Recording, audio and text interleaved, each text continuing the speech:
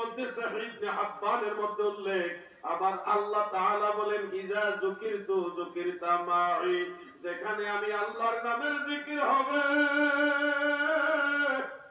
সেখানে আমার হাবিবের নামের জিকির হবে।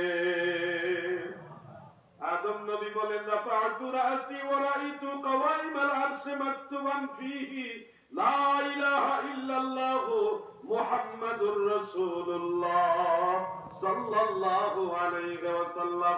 আদম নবী বলেন আমি আরাফার ময়দান থেকে মাথাটা উপরের দিকে তুললাম, তুলে আল্লাহর আরশে আজিমের সবগুলি খুঁটি দেখলাম, প্রতিটা খুঁটির মধ্যে আমার নবীর কালেমায়ে তাইয়্যিবা লেখা আছে। আসুন পড়ি লা ইলাহা ইল্লাল্লাহু মুহাম্মাদুর রাসূলুল্লাহ। আল্লাহর আরশের মধ্যে নবীর